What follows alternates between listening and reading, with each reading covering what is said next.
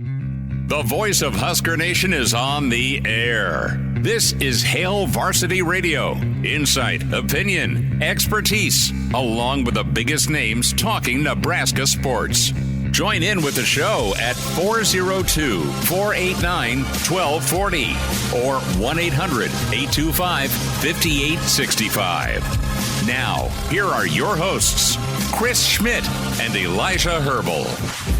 Welcome to it. Fridays here. It's Hail Varsity Radio. We're powered by Cornhead Lager. Chris Schmidt, Elijah Herbel from parts. Are you east or north of Chicago, Connor Clark?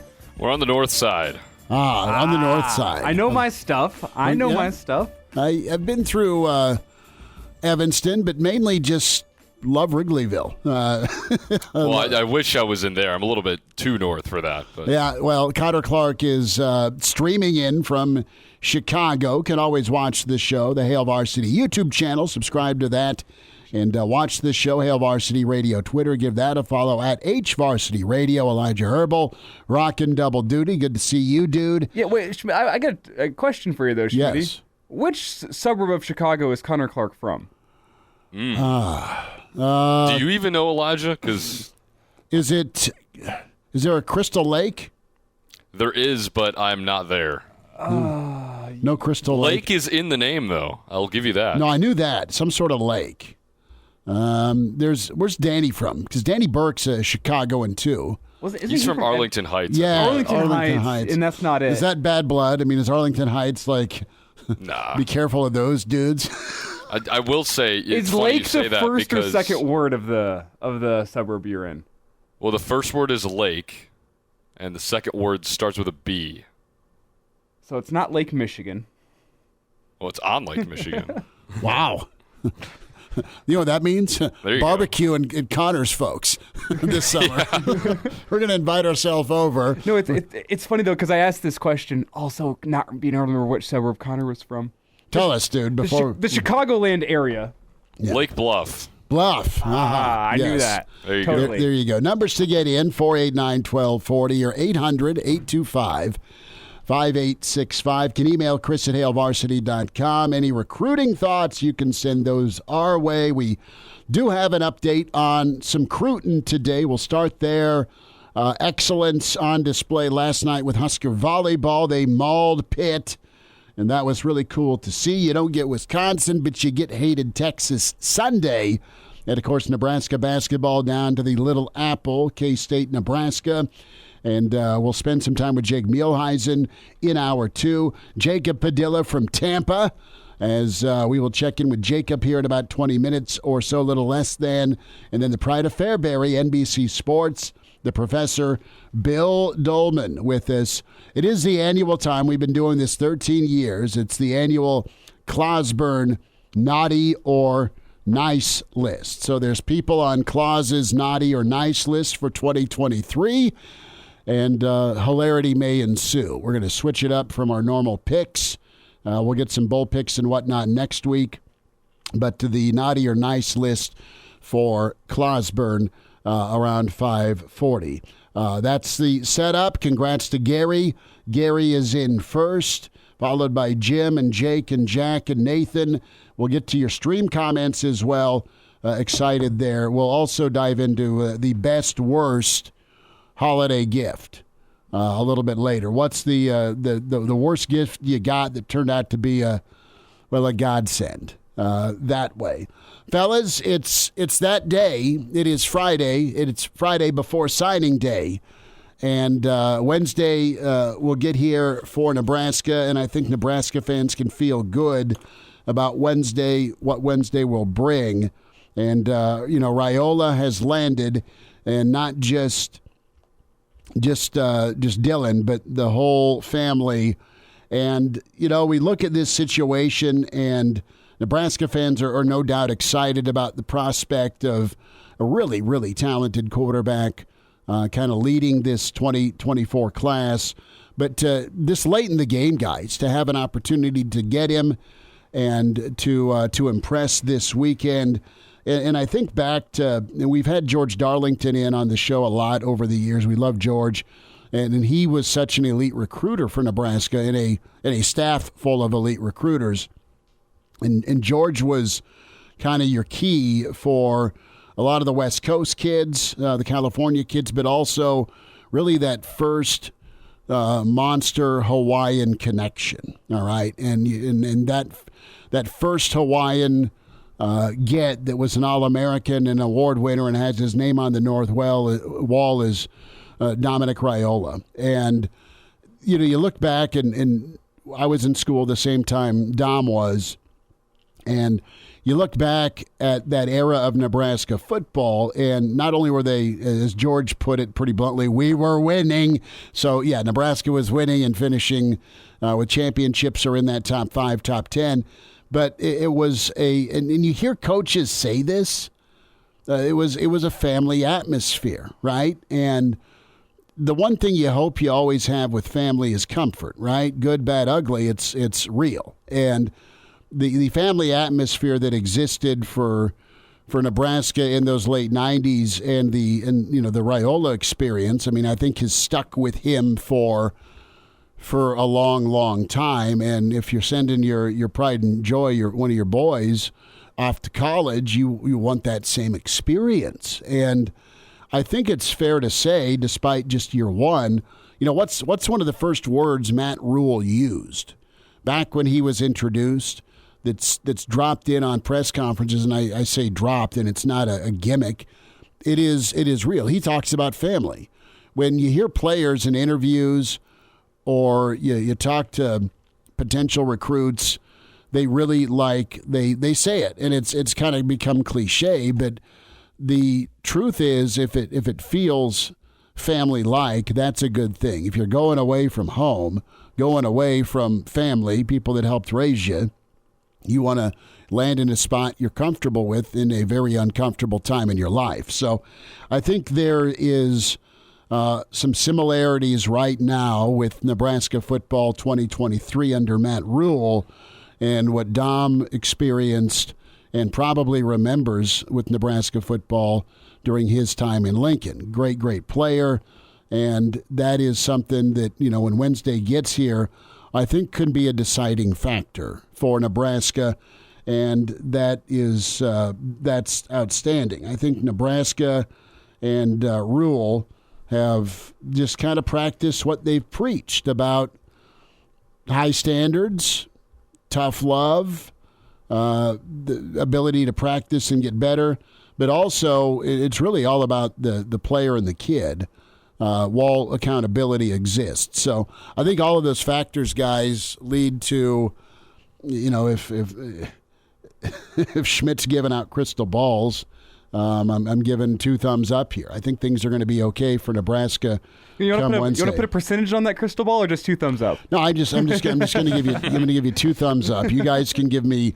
I'm number 1. I'm not touching percentages. I've seen how the fans on Twitter react whenever you put percentages down. I'm not touching that. I'm not putting any percentages either. I will be shocked if things don't go well Wednesday for Nebraska. And again, I get to the comfort level and the family factor for Nebraska. And listen, it's not just Dylan. I mean, it's the whole family here. I think they're comfortable. Again, I'm not in their heads, but he's good enough to go and do whatever he wants, even at this late hour, right? Room will be made for him elsewhere.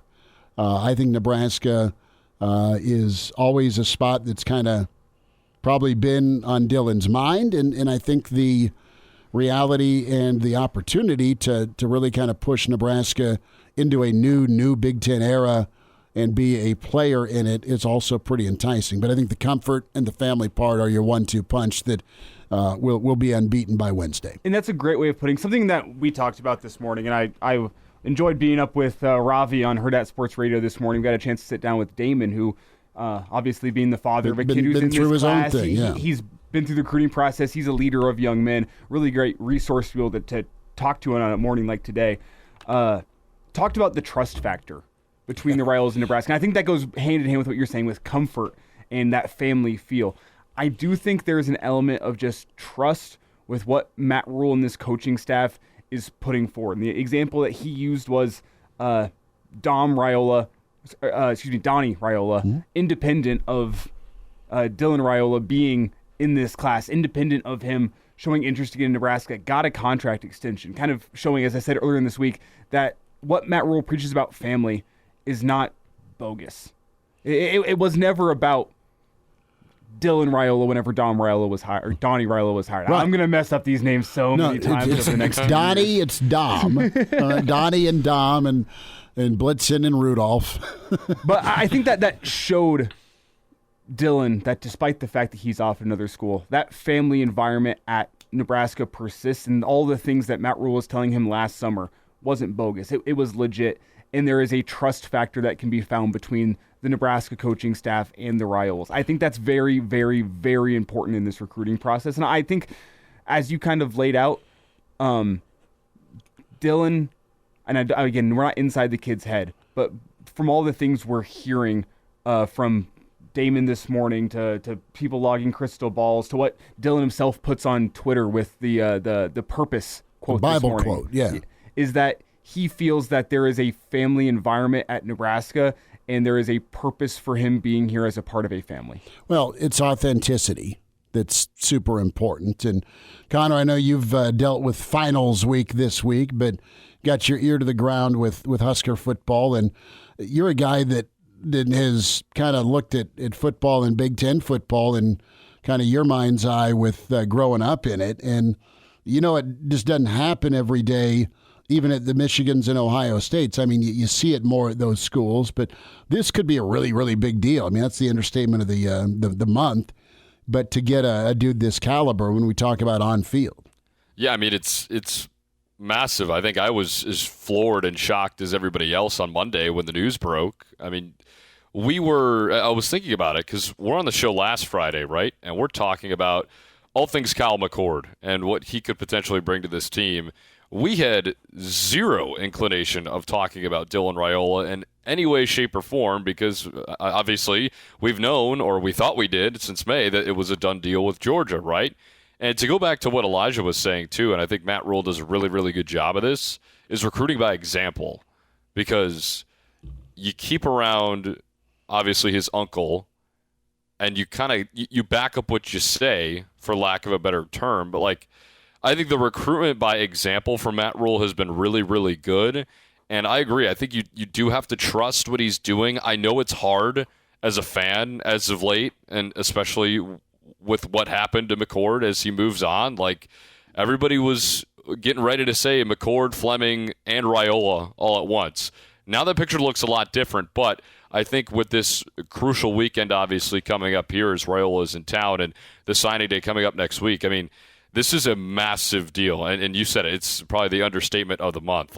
This doesn't happen every day. It doesn't happen to even the Ohio States or the Michigans of the world. It's happening to Georgia in what you could say a negative way. Mm-hmm. And they've won back-to-back national championships. So that's how big of a deal this is. So if they're able to lock him up, that says a lot about this coaching staff. And the thing that boggles my mind the most, too, is just think about the transformation, even without McCord in the picture anymore. The transformation of the quarterback room from one season to the next is unbelievable. It's almost unprecedented. I mean, you've never really seen anything like that before, and what Matt Rhule and this coaching staff has a chance to do is really, really impressive, and obviously will put him in good light with not only Husker fans, but college football fans around the country. No, and listen, don't kid yourself.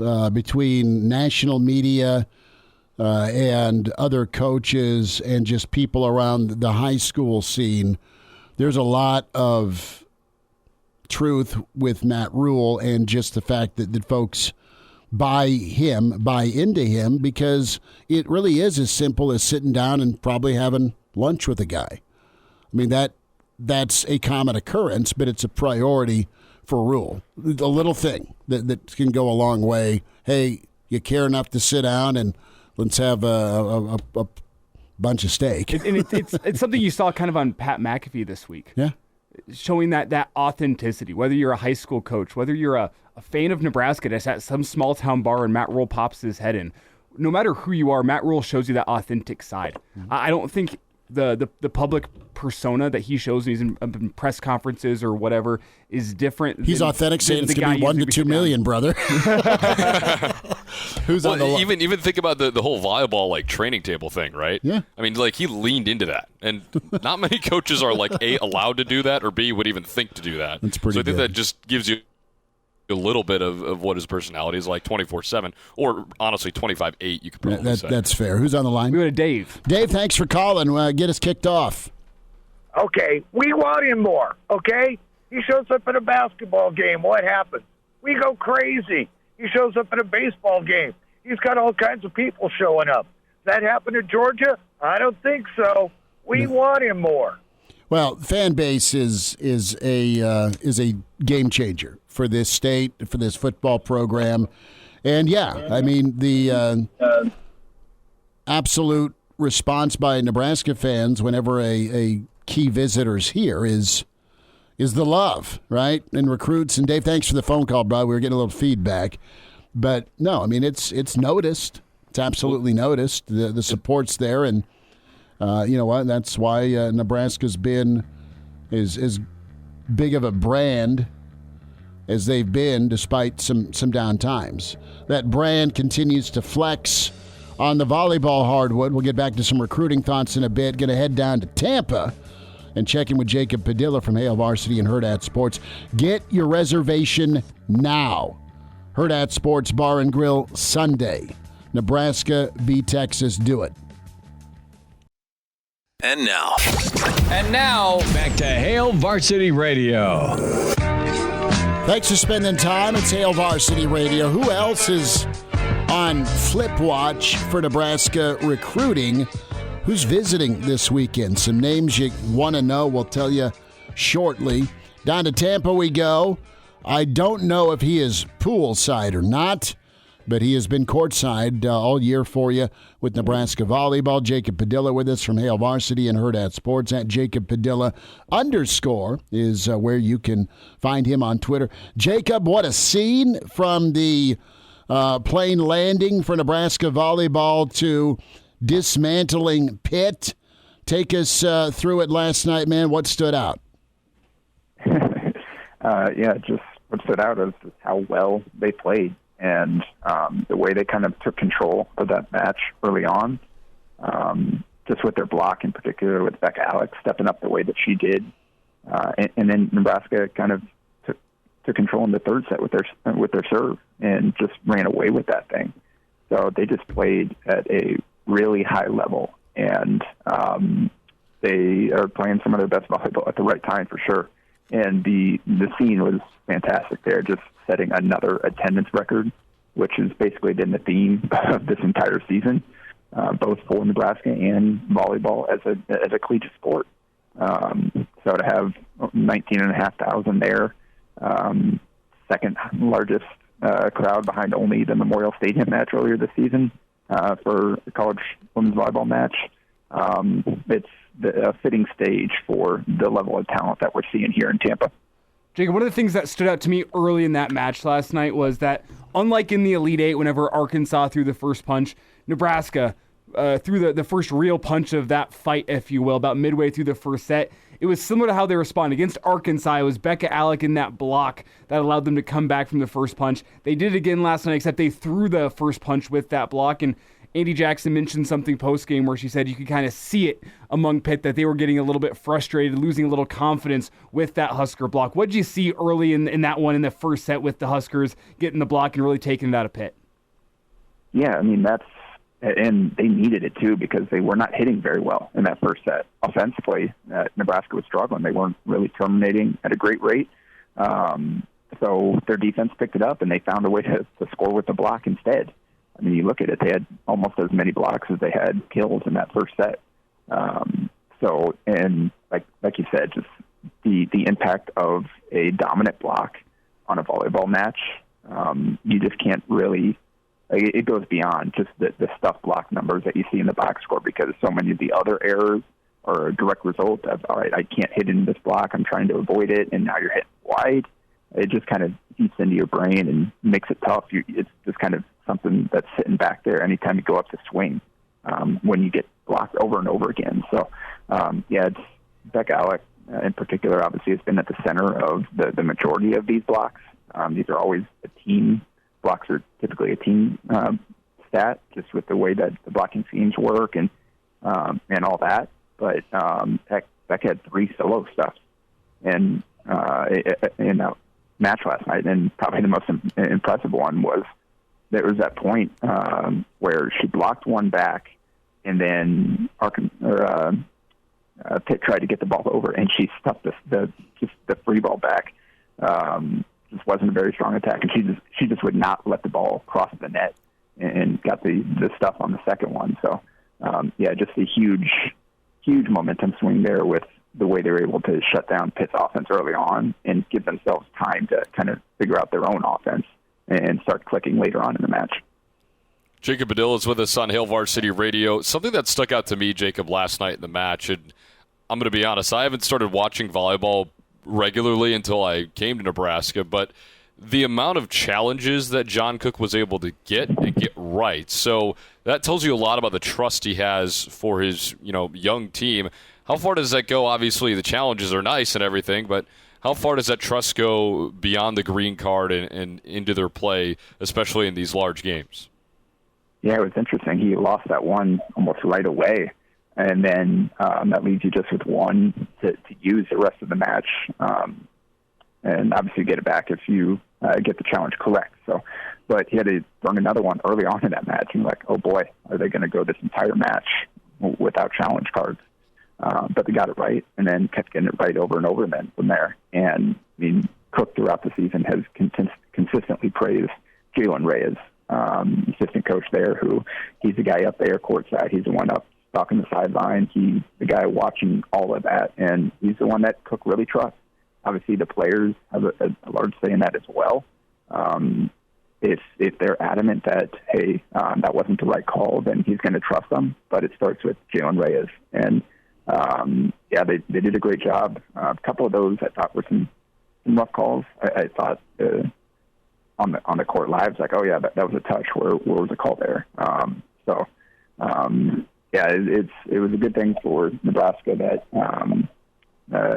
they've got the setup here that the challenge, I guess, again, we never see exactly the video that they see, but it seems like the video here is good enough for them to clearly see what happens and to make the correct calls here. And Jacob, one of the things that stood out to me, one of my favorite moments of the match was the look in John Cook's face on that second challenge of the first match, whenever it was, you guys better not be wrong. He had a look in his eyes of, you guys better not screw me here. And I think that was pretty funny. But I want to look ahead to Sunday, Jacob. That's the match everyone is looking forward to, horns down. How do you think Texas and Nebraska match up on Sunday? And do you think Nebraska's block can be a difference as it was last night? Definitely. I mean, the big key for Texas's win over Wisconsin was just serving. They had 11 aces, only 7 errors, and Wisconsin just got stuck in a couple of rotations that they could not get out of. When Schmidt was on the bench, they couldn't get her back out there. They couldn't get out of these rotations, and things just kind of snowballed from there. So I think Nebraska, they struggled a little bit in serve receive against Arkansas. They did not pass up to their level, but in general, it's a very, very strong passing team. And I think that's going to be a key, is like if you can hold up there and allow yourself to kind of play to the way that they've been playing all season, that is what didn't happen for Wisconsin. So Nebraska's going to have to hold up under the Texas service pressure. And then they're going to have to assert some pressure themselves, because Madison Skinner and Asia O'Neal, like if Texas is in system and comfortable and doing what they want, those two are going to terminate at a ridiculously high level. So Nebraska's got to kind of keep them on their heels. And that goes from serving and with their shots too. Like they can't, when they've got a chance to take a great swing, they've got to do it. They can't just send an easily dug ball over, because then in transition, that's going to be coming right back at them. So Nebraska's going to have to hold up under Texas pressure and then assert some of their own. Is this a better matchup for Nebraska than Wisconsin? I mean, I think in general, up until last night, Wisconsin was the better team. So from that standpoint, yes. But, I mean, you get to this point, they've got some fantastic athletes there. And Skinner is as good as anybody in the country, and she's been here before, actually a few times now, with Kentucky and then Texas this year as well. So going for 3 championships there. There's no such thing as an easy matchup once you get to this point. I think Wisconsin at its best would have been a tougher matchup, but that's the way it works out sometimes. Wisconsin definitely was not at its best, and Texas elevated themselves. So, I guess like going into the tournament, you'd rather see a team like Texas than Wisconsin, but the way that Texas played last night, Nebraska's just gonna have to bring their A game for sure, and gonna have to go out and earn it. Jacob, real quick, Husker hoops down at K-State. A thought on that matchup, and is Ndamukong Suh paying tribute to you with the man bag? I saw he was here. I didn't really. I wasn't able to find him in the crowd, so I didn't go talk to him or anything. But which is hard to do. Yeah, it sounds like Jacob was avoiding Ndamukong Suh. I'm just saying, Sue and Hurrdat Sports captured the still pic and the video part really cool. But Sue was, hunkered down, and he was wearing a little Louis around. Is it Louis? Would you say it was Louis? I don't know. I have no idea. Versace, whatever first round money dudes and multimillionaires can afford. But he's wearing the rather large man bag, which Sue can do whatever the hell he wants. Is what I'll say.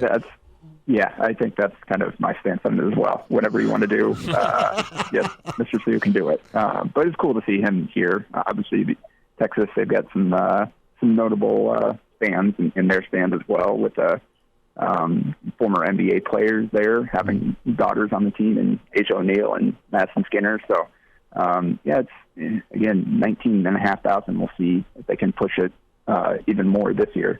As for basketball, I have no idea. This is kind of a big game for them, just coming off of, obviously, the disappointing stretch there with Minnesota and Creighton, and then to bounce back to get that win over Michigan State.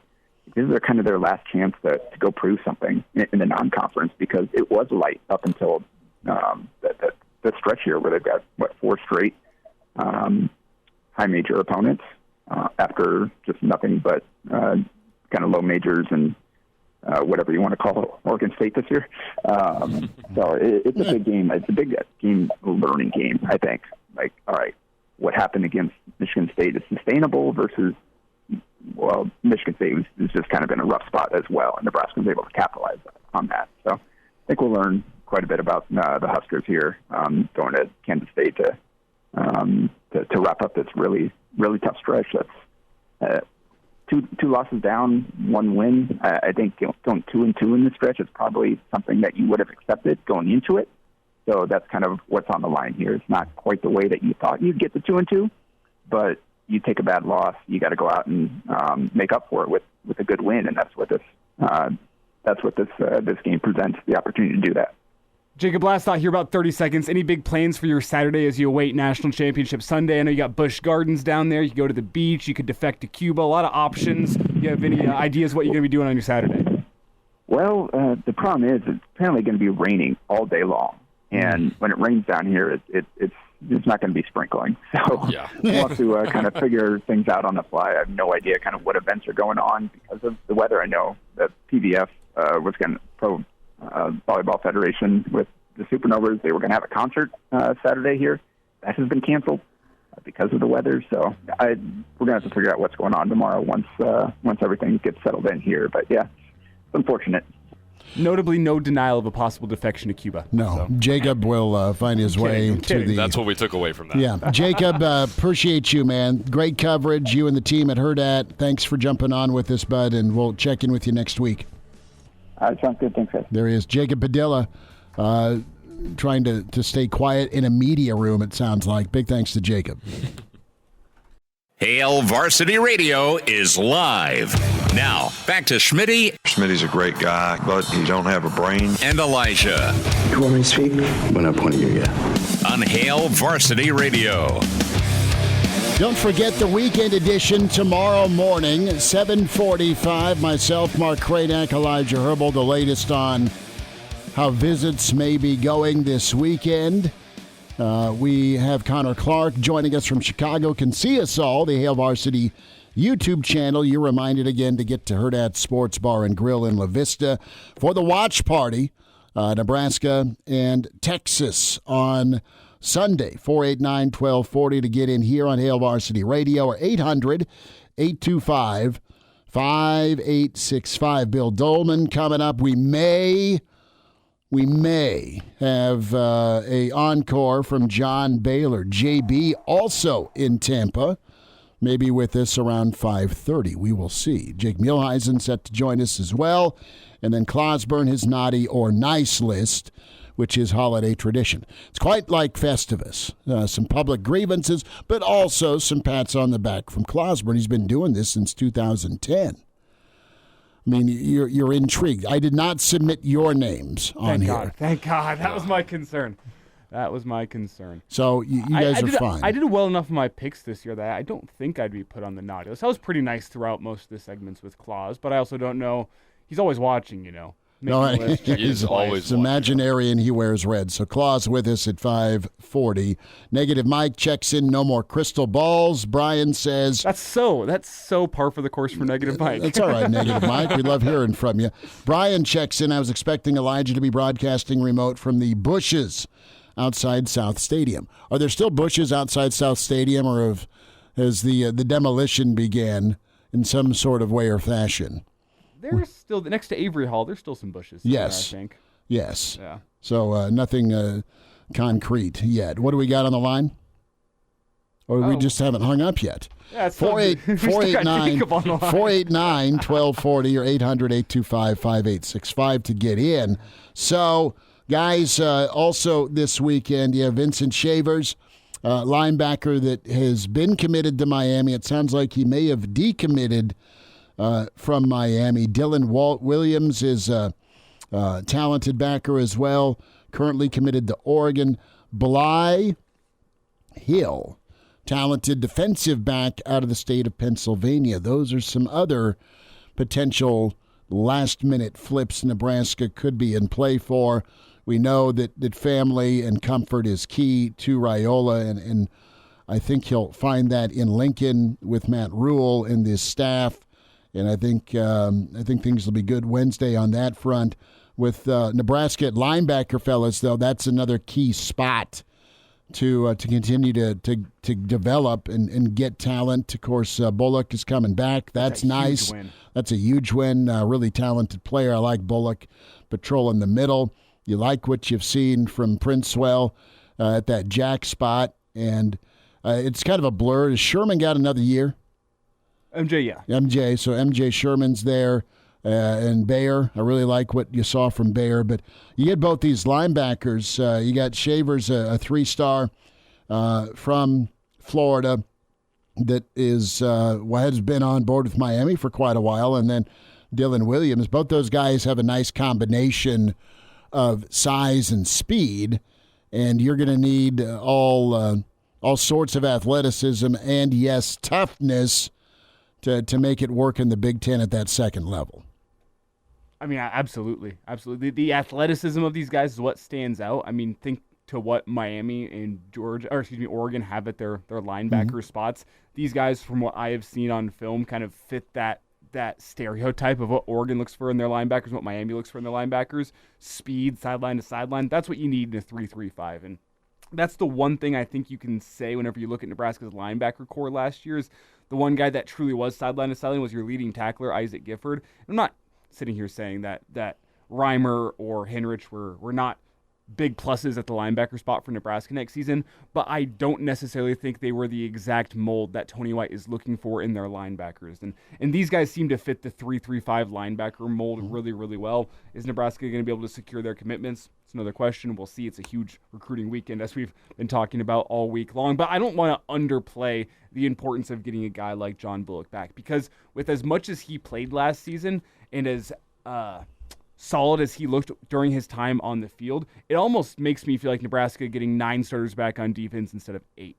getting him back. Sure. He was pretty much, that next man up mentality, he embodied that so well. Whenever Henrich or Reimer was off the field, you barely noticed that, it's John Bullock on the field now. He played really, really well in that spot. And again, it just feels like another starter back for Nebraska, despite the fact he wasn't the number one name on the depth chart. Connor, Elijah, the thing that Nebraska did so well was rotate guys in, but guys had a role. I mean, you look at Henrich, his role was more of a third down blitzer, which was pretty telling. And I remember Bullock and how well he played against Illinois and how well he played against Wisconsin, two really pretty important phone booth games. Walter checks in from outside of Philly, adding another 300-pound defensive lineman would be nice. Walter also wants Jacob to go to the dog track tomorrow. I can't see Jacob rolling down and say put a G on Santa's little helper. I can't see him doing that. But back to the linebacker and recruiting, Connor. Nebraska's been around that 25 to 26 number, but it could take a big time arrow up here by Wednesday.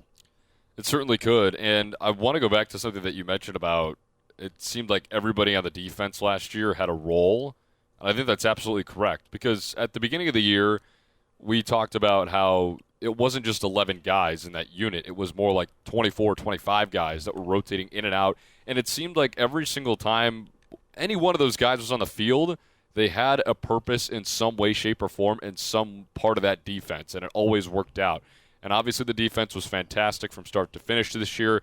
John Bullock coming back, I think it's massive, not only because he brings a year of experience, but as Elijah said, he's a good leader. He's very determined. He's very tough. That's going to be a word that's thrown around a lot this offseason. He's very tough, and he knows how to play in the system, obviously. So having that returning continuity, and I would agree with your statement, Elijah, too. It's more like bringing 9 starters back now from a defense a year ago that was so good. And then you mentioned, guys from Florida who maybe, flipping it over to Nebraska now. You talk about the athleticism, what Oregon looks for. Well, good news for you, you get to play against Oregon now, too. So they get to have a little bit of taste of their own flavor there. So that could be really interesting to watch once Tony White, starts to get his mold of guys across the defense. Not that the guys that are in that defense right now are anything subpar. They were really, really good. But if you just keep adding to what Tony White has in mind as, say, his, quote, perfect defense, that could be really scary. And I'm really intrigued to see how that's going to work against your traditional Big Ten teams that we've been so used to watching over the last 12, 13 years, and then putting that up against a UCLA, a USC, an Oregon, or a Washington. So I'm really excited about this defensive unit. I was really excited about it all year long last year. Obviously, a lot less question marks about the system because it works. It's just a matter of where can we plug in these new guys and how can we have those 24, 25, maybe even 26 guys have their certain role every single time on the field, because I thought that was just massive for this team last year. Apologies, guys. I missed the bed, but we got to get out of here. Yeah, keep sending the Big Red Army in waves. We'll wind down hour 1. It's Hail Varsity, powered by Cornhead Lager.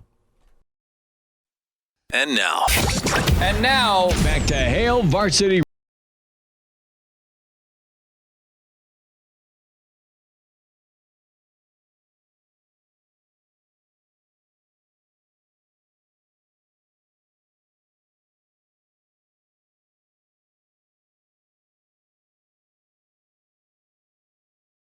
List.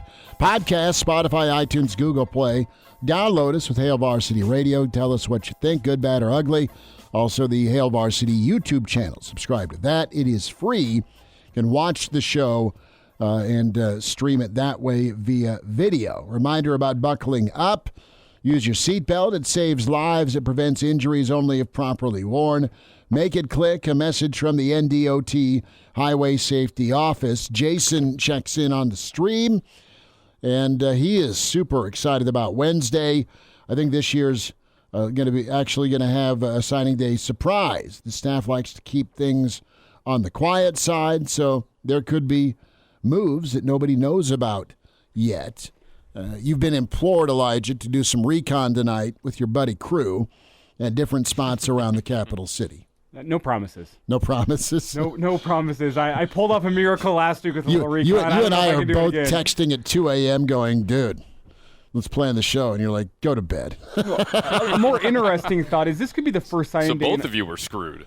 Pretty much. I was at an ugly sweater party, and Elijah was just being a vibrant 24-year-old. I had my ear to the ground. No, I know. You were I was working. I was on the clock. Bartender. One more for me and my friend. This is important. You were saying. Give him a double. Oh, good work. Isn't this just the best job? The fact that fun, we get to dude. hop on the air every single day and talk about Husker best for football. us. I mean, Yeah. sometimes I do have to sit back and just be thankful, not only that we get to do this job, but that we have people that chime in every single day and hop in the stream, That's and people that awesome. want Love to you. tune in and listen every single day. Very thankful for you. Very thankful for a potentially great upcoming weekend for Husker Nation as a whole with volleyball, with the big recruiting news. Like, the possibilities of this weekend in terms of their importance to Nebraska in the long term are absolutely massive. I don't think that they can be overstated. So just really, really an exciting time to be working this job, to be within the state of Nebraska, to be a Husker fan for those of you at home. It's just all around. I know it's not Thanksgiving, but I'm feeling kind of thankful, Schmidt. No, be thankful. It's all good. And we'll remind ourselves about being thankful about 7:40 tomorrow morning. I might not go on the same spiel at 7:40 tomorrow morning, but I'm feeling good. All right, here we go. But no, we were talking best, worst gifts, and I got to throw out there I was saying this morning, every year in the stocking, Grandma and Grandpa out in western Nebraska in McCook would get either English leather or Brute cologne. And a little dab will do you, or a lot of dab will do you if you're a stinky junior high kid and you didn't shower after PE. It got me through it. But at the time, I'm like, dude, what? Brute, Stetson, English leather? But it worked. At the time, as Ron Burgundy would say, it singes the nostrils. But it was important when it comes to a best, worst gift. You nodded and said, God love you, Grandma and Grandpa. Thanks for the gift, but it kept people at least talking to you, or at least not. Within 50 feet of you. Within 50. But part of that could have been the Brute. Yeah, that's also true. Part of that could have been the Brute. Bill Doleman, Pride of Fairbury, NBC Sports, the professor, kicks off Hour 2 on Hail Varsity. He's the Pride of Fairbury, an average Joe. Bill Doleman, the professor. I had a 6 ACT in 1967. One time I got an A and my grandma beat me for cheating. Now with Hail Varsity Radio. Pride of Fairbury is here. It's Bill Doleman, at Bill Doleman on Twitter. Hour 2 with Hail Varsity, powered by Cornhead Lager. Billy D, Merry Christmas, Happy Holidays. Do you have a tree in the corner, or are you just, are you going like, what were the neighbors with Griswold? Todd and what, Margot? Margot, thank you. Todd and Margot in your office, dude. I got a coffee pot. Okay, that's it. That's about as festive as it gets around here when you are a slave to the grade and you've got to, try to keep students in line. And I think look, I don't want to violate any laws here. Okay. But I'm going to say it anyway. Connor is an above average student. Really? Surprisingly. Yeah. So I'm just show tired us his of it. grade. So, tell us. Show us his grade. I will say Bill did make up for not giving me that stupid point on that one quiz big time last night. So that was cool. So thank you, Bill, for that. That was about a 6% difference, so I appreciate you greatly for that. We do have pressing questions from Lloyd in the stream.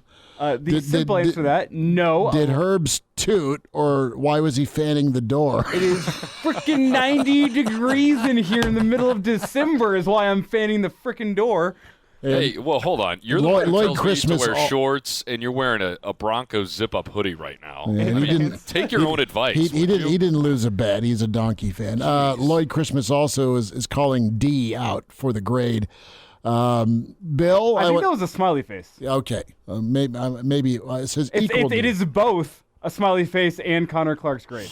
Perhaps. We would have a problem if that was true. Bill, let's go back to the grading criteria here. Memorial Stadium is lit up. It's kind of a gray, dreary day, so all the lights around 10th and Vine are even that more illuminating. So, big weekend. Raiola's here and some other dudes that they're looking at. Brandon Baker's in Austin. We just heard that from Greg Smith. So no left tackle has made a last-minute visit.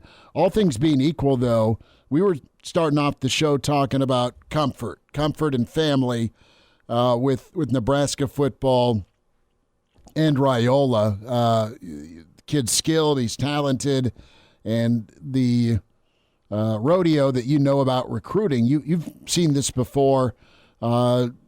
Even 30 years ago with Tommy Frazier. I mean, you gotta be on point if you're Nebraska. That's obvious, but it still needs to be said this weekend. Well, first of all, going back to Greg Smith, is he just like on flying planes to see if recruits are on them? Is that all he's doing this week? Because wasn't he on one from Chicago and saw the McCord kid, and now he's he's just flying around seeing if people are on planes? And to Greg's credit, he's like, no, I'm keeping the window seat. Crazy times, and I'm not sure if Memorial Stadium is illuminated or if the sunshine is upon it. But well played. I think I think Nebraska sure with this visit needs to be on point, okay, and not make mistakes, which I don't think that they will do.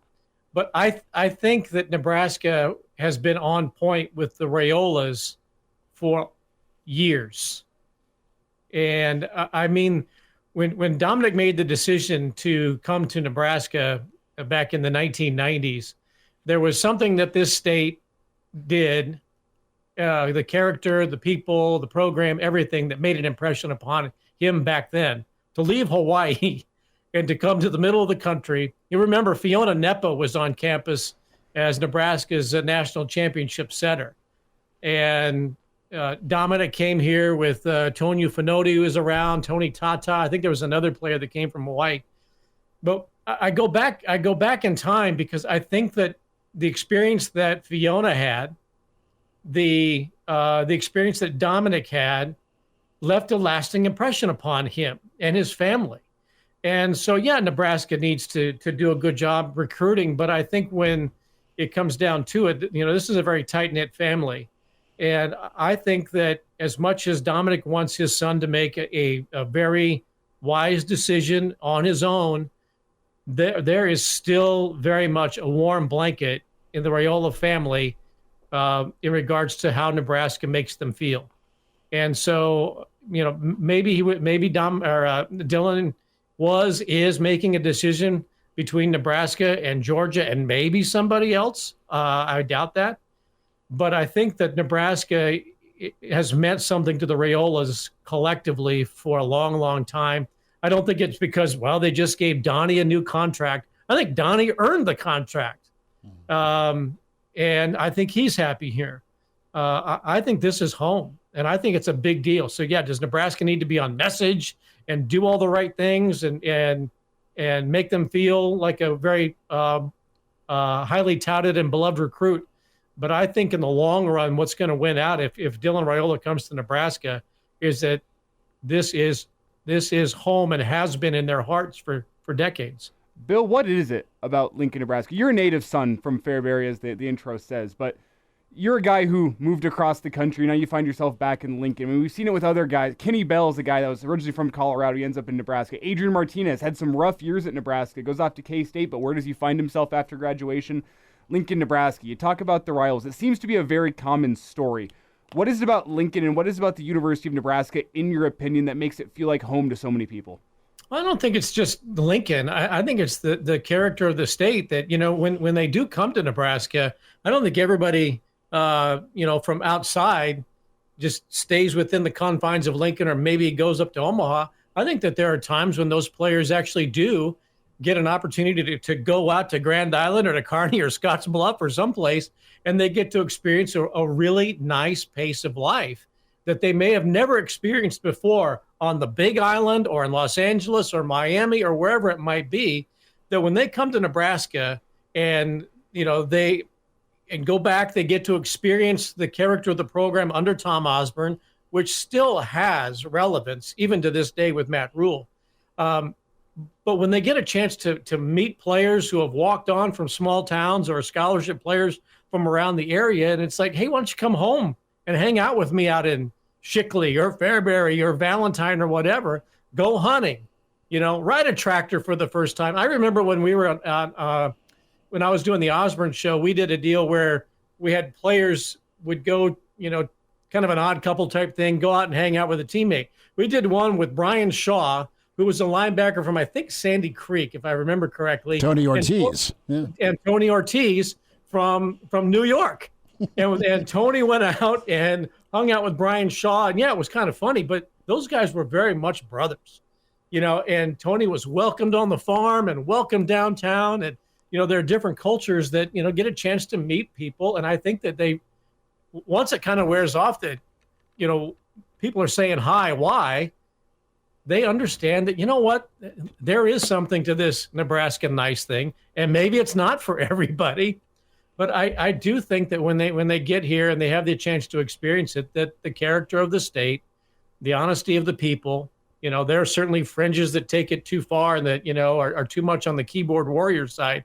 But I think people just genuinely come here and feel like, what, I feel like I'm being embraced by people who really mean it. And, there's a video that's going out today with, the Pitt volleyball players getting an ovation by the Nebraska fans down in Tampa. And I think that was after the match. And maybe that was hey, thanks for playing. Or maybe it was before. I don't know. But that's the kind of people that Nebraskans are, I think, in general. And I think Nebraska athletes of all sports tend to feel that, and they like coming here, and they like staying here, and they want to come back here. Well, Bill, it kind of feels like Matt Rhule is embodying what you just described, too, because we were talking in the first hour about he's almost recruiting by example, and he preaches, the family-oriented atmosphere, not only the program, but just how the guys on the team and whoever works within the program acts on a day-to-day basis. So would you say recruiting by example is an accurate phrase to describe what Matt Rhule has been doing over this offseason in the first 3 or so weeks? Yeah, I think that's accurate. I think, he has done a great job over the last year, I think, of acclimating himself to Nebraskans and for allowing Nebraskans to, acclimate themselves to him. I think he's embraced it. I think that he's been surprised. He said it, on the McAfee interview earlier this week that, when he came out here, he has that impression like everybody else. Well, there's just a bunch of cornfields and a football stadium. Well, if you go out far enough, yeah, maybe that's true. But, Lincoln's a great city. I tell people all the time around the country, I'd put Lincoln and Omaha collectively up with Indianapolis, Oklahoma City, Kansas City, some Albuquerque places, that are considered metro areas or bigger areas. I think what we have to offer here is pretty spectacular, but also the people. And I think Matt Rhule has done a great job of really understanding, this place is pretty genuine. And I think he sells that pretty well. And the Raiolas already know that. And other recruits are probably finding that out as well. Bill, and spend a minute on the task at hand. And we've touched on it this week, but the level of player you're going to get in that quarterback room if things go the right way for Nebraska. Well, it's certainly going to be a different room, that's for sure, with the whole McCord. I mean, the last week has just been crazy with the McCord stuff and then, Levitt and all the other players that have been named. But if you bring in a generational player like Dylan Raiola, we've all been watching the videos. He's a special player. And I think that, as much hype as Arch Manning got for the 2 or 3 years of his recruitment, and justifiably so, I think that Nebraska is getting a player at least on par with what Texas got in Arch Manning. He carries the Manning name, which is the first family of football. But I cannot remember a quarterback other than him getting this kind of attention and having everybody, universally say, This is just a special, special player. It's hard to, go back in time and say that Tommy Frazier was the same kind, because we were just in a different era of recruiting, a different era of media availability and video. Tommy Frazier was kind of a legend that we'd heard about with some grainy highlights from what was it, Orlando, Tampa area, right? Bradenton. There it is. So with Dylan Raiola, we feel like we've known him since he was in 7th grade, but certainly over the last year. But if Nebraska's to get him, and then maybe Chubba Purdy sticks around, I think Heidrich Harburg is probably always going to be a Husker. Dylan Raiola just transforms everything with that room. There's no question about it. He's a big kid too. He's the real deal. Bill, get a switch to volleyball. How you feeling about Sunday, Nebraska v. Texas? Well, I said the other day brilliantly on the Average Joe Sports Show that, I thought the Arkansas match was the perfect tune-up for Nebraska to survive and get to the national semifinals. And I thought we watched Nebraska at times scramble and survive rallies against Pitt. And I think that was as a direct result of what they had to endure from Arkansas in the regional final. Nebraska, I didn't think looked great at times, but they looked beautifully ugly. There was just some really scrappy, gritty volleyball, and I think Arkansas prepared Nebraska very well to beat Pitt. They dominated Pitt. They demoralized Pitt, I think, in that third. I think they just could not come back. They could go and yell in the bathroom all they want, but and who hasn't? They were not going to come back and beat Nebraska in that third game. I was stunned by what Texas did to Wisconsin. And I'm not sure. I wonder, can Texas do that again after beating Stanford and what they did to Wisconsin?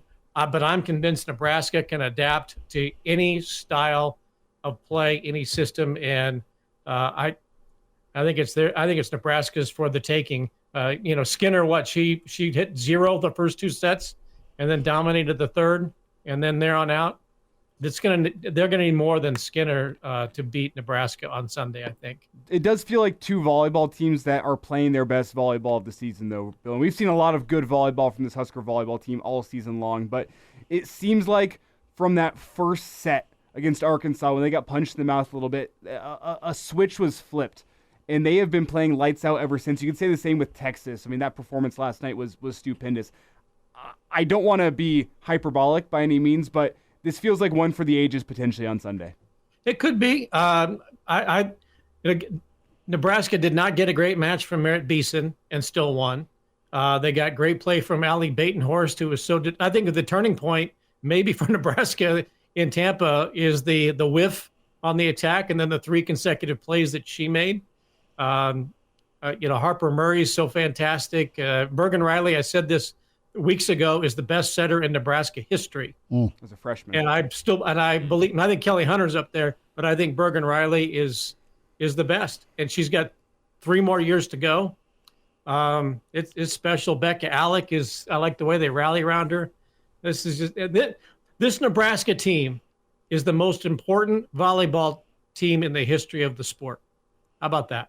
That's a fair take. I mean, certainly most influential. They've transformed this sport this season. I think there are a couple of other teams you could say that about other sports. Oklahoma softball a couple of years ago, I think, transformed that sport. I think maybe the Diana Taurasi UConn women's basketball era 20 years ago transformed women's basketball. U.S. soccer team in '99. But what Nebraska has meant to the sport of volleyball this year is the most important as it turns its chapter. It's spectacular. Bill Doleman, Pride of Fairbury, NBC Sports at Bill. I'm Doleman. right about that, by the way. You are. We will see you later, Billy D. Thanks for jumping on. All right. Congratulations, Connor. Hey, thanks. And now, back to Hail Varsity Radio. Back with you, it's Hail Varsity. We're powered by Cornhead Lager, Chris Schmidt, Elijah Herbel, Connor Clark. We're efforting one John Baylor. Jake Milheisen set to join us as well. Chat with him about Nebraska and K-State. Clauseborne, his naughty and nice list coming up. It's annual holiday tradition for Nebraska. And quite honestly, Clauseborne just kind of lay the law down who made his naughty or nice list. Nebraska a chance to make a really good list of wow programs with this recruiting cycle. I know that's kind of been the 1-2 punch today, fellas, with Nebraska. But when I look at some teams right now that are on that pedestal of college football, and we can list them. We can say it's Georgia. We can say it's Michigan. We can say it's been Clemson. It's for sure been Alabama. LSU's been pretty talent heavy. Oregon's been right there, right? So, and who else am I? I mean, Texas. Texas has been underachieving for years, but they're not finally under Sark. They appear to be back. That he's got some time. But the key thing is, you get the 5-star. It beats the waiting game of 5 years, and that's an old Jimmy Walden take. 5-star, 5-year, and if you do both, then you're really kicking butt and taking names. If you can get the 3-star that you develop, and by year 2.5 of the program can play two years for you, that's big. If you can get the guy to come in that's high level and polished, and the transition doesn't take as long, man, not only does that help your football team, especially at a spot at quarterback, but also it really makes your spot attractive. A, because you're playing young guys that can handle the moment and perform, but B, other big-time dudes want to follow and be a part of that. So there's so many dominoes that can go the right way here for Nebraska. But I mean, Nebraska's glory years, why did they go 60-3? They had amazing players. They won big games. The buildup was decades long with the development phase, but they hit both. They hit the development, and then they also got the difference makers that were better than your guys, and they were better earlier than your guys. And I think you might be on the verge of that if you're Matt Rhule. You're going to be able to get the guys that you develop and put in on the lines of scrimmage that do take time. And then you're also able to – the one guy I've seen this year that I can't believe is a freshman is Alabama's left tackle. I don't know his name. I know who you're talking about. True 18-year-old that's just beating the hell out of grown men. I feel like you could say that for 95% of true freshmen starting in the SEC. You're right, but I mean, you're supposed to, you're as good as your reputation. You come in, and I'm watching him just manhandle people at Georgia. You're getting that type of dude, and it's pretty rare. Connor, tell me, you being in and around the campus at Nebraska on a day-to-day basis, what's the buzz like? I would say it was pretty high this week. Even though it was finals week and we didn't have our regularly scheduled classes, I mean, I still saw a lot of people around campus, whether that was, at the testing centers or whatever, or just studying at the library.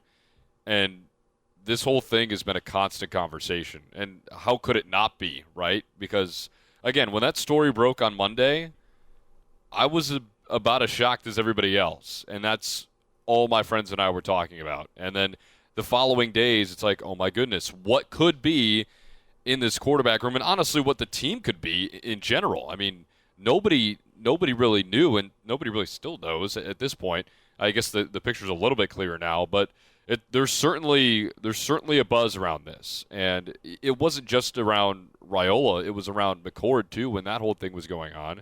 I mean, there were signs hanging off fraternity house windows. I mean, on campus about Kyle McCord and.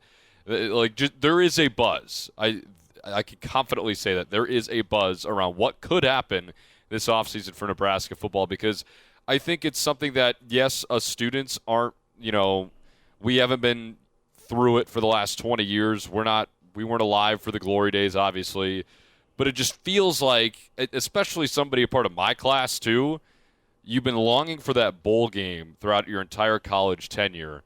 And you get so close in our last go-around, right? And you don't get there. You just want so bad for this program to take that next step, even if it's when we're gone. And I think that buzz is certainly capturing campus right now. Pretty big. Open phones here, 489-1240 for a little bit. We're going to try and reconnect here with John Baylor. We laid out some of the flip candidates for Nebraska. Also this weekend, Vincent Shavers, linebacker from Miami, committed to Miami, decommitted to Miami. And you have Dylan Williams, also Oregon. He is at Long Beach, super talented ball player. Two inside backers. You're looking at Bly Hill, defensive back, and of course you've got the whole fam with Raiola in town, and that got kicked off this morning. So pretty big for Nebraska to have this opportunity. Wednesday will be a good day for Nebraska. Pretty confident in that. We should have. I think we've got him. We actually have Patrick calling in. Oh, Patrick's with us. You had my hopes up that it was JB. JB right now is probably, he's probably talking Red Sox baseball with somebody in Tampa. Patrick, thanks for calling. Go for it. Yeah, quick question. Do we know when, for certain, Raiola is going to be here and for how long? Is that known yet? He's here now. That's what the reports would indicate from people both on the airplane with him and the flight trackers that you'll see online. They would indicate that he landed up in Omaha this morning and is, we can assume, down in Lincoln. Yeah, he's here now, and I think he's here through the weekend. And then they have until what day to actually make that decision? What's that? I guess I don't know what signing day is for certain. It's Wednesday. Wednesday. Okay. Yep. Hey, thank you very much. I appreciate it. Yep. I do have a question for both of you since you were on the ground in Lincoln in circa 2018. I got a question for you. What's the pictures behind you? You can ask my mother about that. I didn't know if it was some sort of artsy deal that's a Chicago Bulls picture or what. It's some sort of aesthetic. Is there a bronze sculpture of Rodman in the home?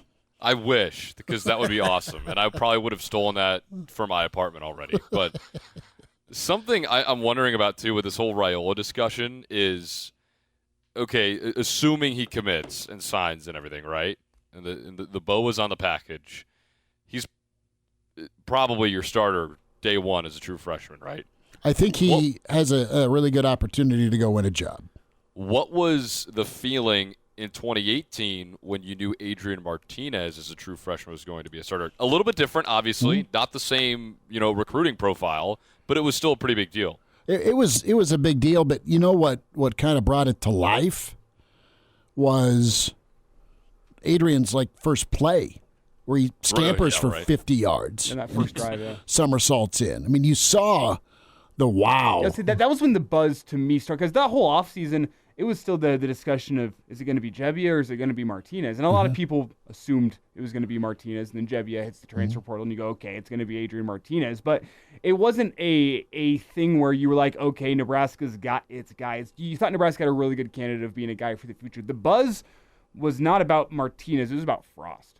That was the week that felt like this week. The week following that UCF conference championship game, after Nebraska loses yet again to Iowa, they're on the hunt for a coach.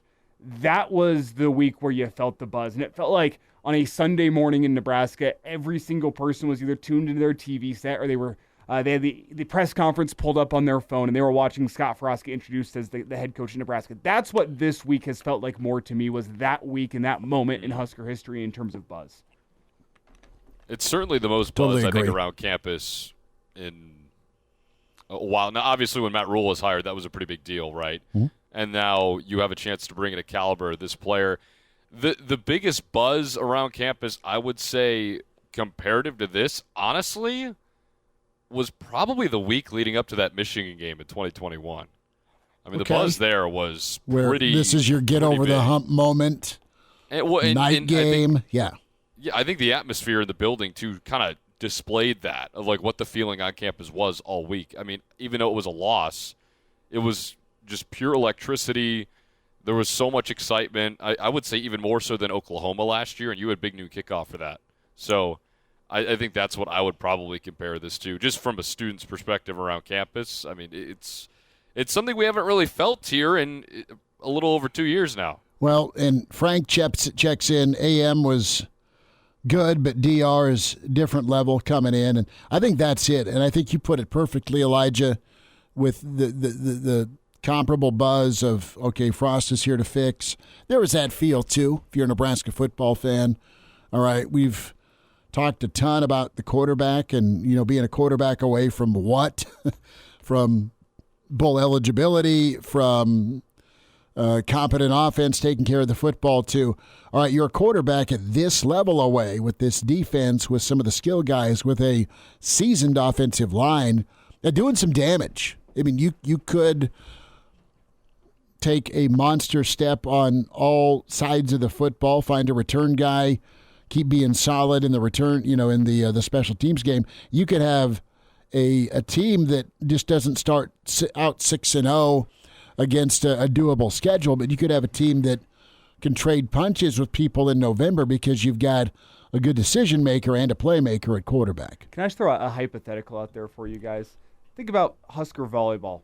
Sunday, national championship game against Texas. Nebraska locks it up. They win it. Oh, I don't like where this is going. So you're telling me... And then Dylan Raiola gets to the end of his visit to Nebraska that night, and he's seen enough. He's seen what he needs to do, and he hops on Twitter. It's a hypothetical. Maybe it's wishful thinking from a Husker fan, but, what kind of day in Husker history would that be? It'd be up there. Well, I mean, as long as you can dream as a Nebraska fan, I think you beat Texas 25-2, 25-2, and then 25-1. Good news for Husker fans. And then you get not have a clock. So and then you get your celebration video. And I don't want to get ahead of myself, but with him being on campus, him being in Lincoln, it's starting to feel palpable, right? No, it's there's some this time of year's a good mood time for a lot of people anyway, because it's close to signing day. It's hope. Well, you have a guy that can deliver some goods with that hope at quarterback in town. And now, back to Hail Varsity Radio. Back with you, it's Hail Varsity. We're powered by Cornhead Lager. Just a reminder, be sure to check out Hurrdat Sports Bar and Grill this Sunday. Not just this Sunday, every Sunday for your NFL fix. Also tomorrow, NFL action going on. But got Husker Volleyball. Going to hunker down and need a spot. Doesn't sound like a bad idea. Get some Bang Bang shrimp. That Bang Bang sauce is incredible. Get a cold one or a toddy and watch Nebraska whack Texas. It's a win. Just off the interstate on La Vista. And get out the Hurrdat Sports Bar and Grill. Let's get into the 'tis the season mood. And it's beginning to look a lot like Christmas. Really? No Miki Kaliki Maka? No. I honestly, overrated Christmas song. I'm going to be totally honest with you guys. I thought Elijah was just shaking his head because I did not hear a single song. All right. Well, it's coming out over the air, Connor, so it's not distracting you. Clauseborne is with us. It is the annual time for Naughty or Nice list, and Claus has his list he keeps track of throughout the year. Claus, how are we doing? Well, I'm doing okay. Been really busy preparing for Christmas, obviously, and been a little distracted this year working on my ability to become a hypnotist so that I can fly to L.A. and convince Shohei Ohtani that he's actually a Nebraska alum and he ought to donate. So that's taking up a little more of my time than I would like, but other than that, it's been spent thanking the folks who invented volleyball for not making it a time-based sport so that Texas can't get 1 extra second on Sunday. So there you go. Wow. I love it. Well, Claus, you've put this list together. We've got a few names, and I'll start the list off. Elijah will follow with some options, and Connor will jump in as well. Claus, what are you getting Matt Rhule this year? Well, Matt has certainly been somebody who made his way onto the nice list relatively early, and so I wanted to do something really good for him, and I've been watching him all year, and at first I thought, well, the way he gets that tongue working on the sideline, maybe I ought to get him a Sam's Club membership so he can buy pallets of Burt's Bees and not have to do that so often. But then I thought, he's the kind of guy where things really tend to go his way, so maybe he's one of those lizard Illuminati people you hear about. Oh, no. When he comes back from his holiday break, he'll find a custom-built terrarium has replaced his office, and he ought to be able to keep warm all winter in Nebraska. It's Clauseborne with us here as we roll through his naughty or nice list. And Claus, we start off with a nice name. I have one I feel like may end up on the naughty list. I don't know, though, based on how his season went. Maybe he gets a reprise from Claus this year because of that. Let's go to Brian Ferentz. You get that, Claus? Brian Ferentz? I'm just hearing it now. Brian Ferentz, well, he obviously didn't have a very good year. He's also someone who's tough to shop for. Initially, I thought I'd get him a fake ID and a pair of sweatpants that says Juicy across the bottom. That's what people with daddy issues tend to have.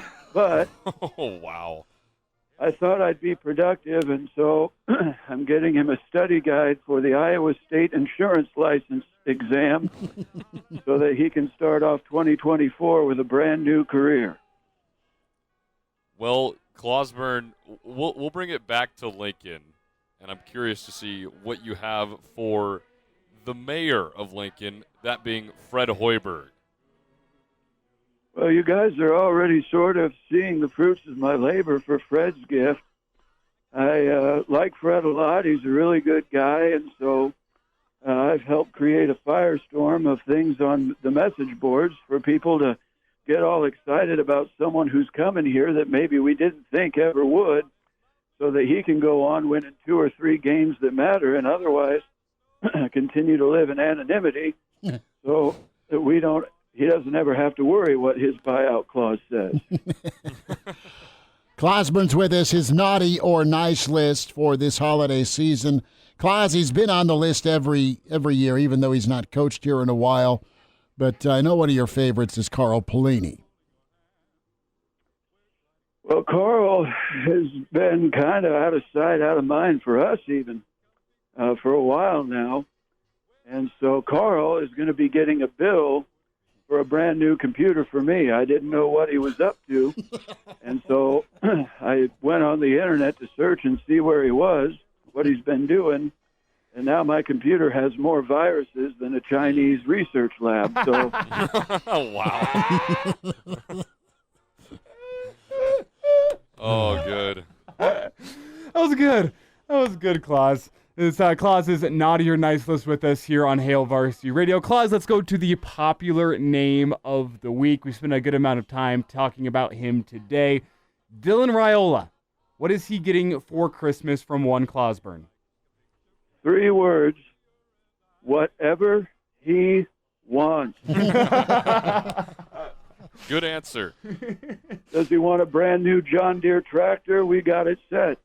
Does he want a meal named after him at a Mexican restaurant that you only go to when you're hammered at about 2 a.m.? Got it. Does he want Christopher to put pineapple on every pizza and make him feel like home? Done. Nice. Oh, that's good. Well, we got one more name for you, Claus, and he's not a Nebraska coach, but he's certainly a coach that's made headlines throughout the season, Mr. Khakis, Jim Harbaugh. Well, he sort of already got a big gift by being seeded number 1 in the college football playoff when relatively everybody thinks there probably should have been some sort of sanction. I don't know what it would have been, but something. So he's got a really good team. The players don't deserve to be treated badly because of something he did. So we're going to make sure it never happens again, and he'll be getting a brand new copy of the NCAA rule book and a whole new set of binoculars from Cabela's. But we will be canceling his subscription to whatever streaming service has James Bond movies playing on it so that he doesn't get any kind of ideas. I love that. So we aren't hearing Claus on the stream, apparently. Or maybe well, we the are. older I get, Christopher, the weaker the stream is anyway, so... Wow. As far as I can tell, the listeners should be able to see Claus. We're sending audio levels from Claus. Yeah. So. Okay, well, yeah, we'll check out the podcast if you're not catching Claus, but that's pretty good. Claus, what would you like for Christmas as we say goodbye? Well, I'd like to take it back to Dylan Raiola, but that sounds like a done deal. It's like asking for an orange at the bottom of your Christmas stocking. It's going to be there. You don't really have to worry about it, although this is slightly better than an orange.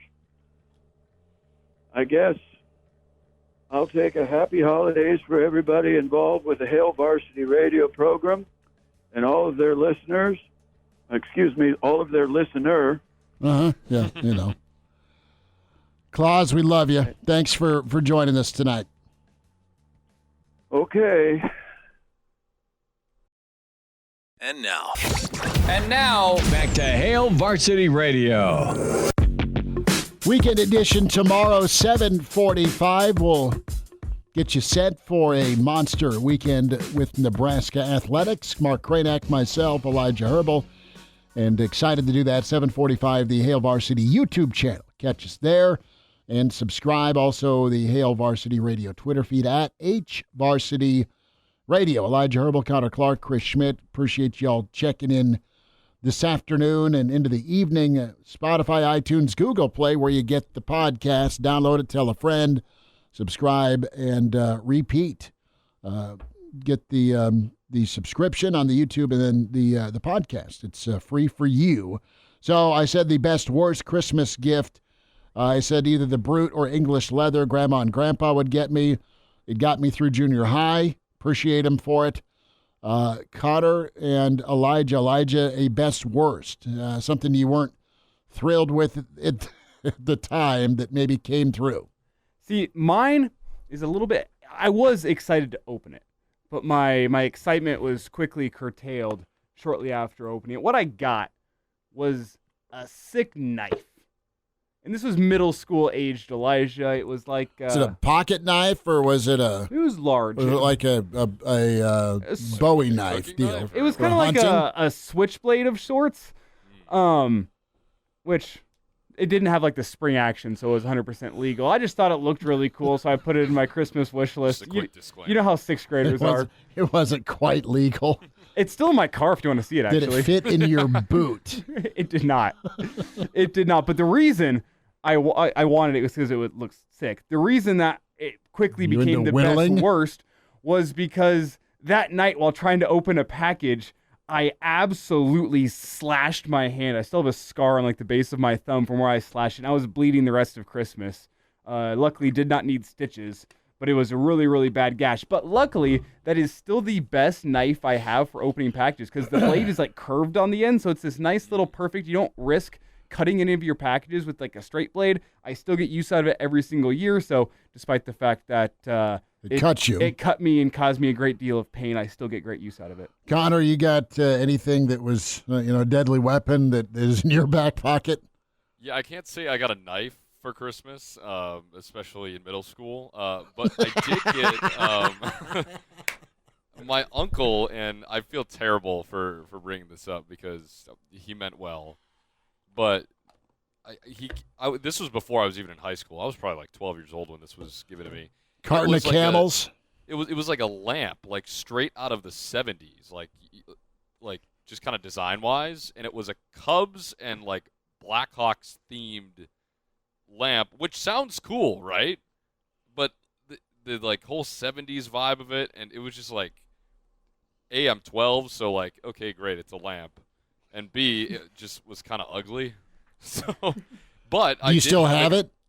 Yes, I do still have it. It's here in this house. Go get it. We have 30 seconds. I don't know where it is, but it's somewhere in this house. It's not on display.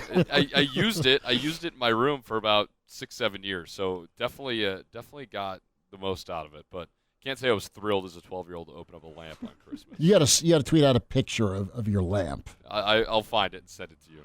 All right. Good to see you, Connor. Thanks for checking in from Chicago. Elijah, just roll the sleeping bag out in the studio. There you go. You're like, yeah, whatever, dude. I'll have the Uber drop me off here tonight. Elijah's going to go full recon. We'll talk to you tomorrow morning with the weekend edition. Thanks for tuning in to Hail Varsity, powered by Cornhead Lager.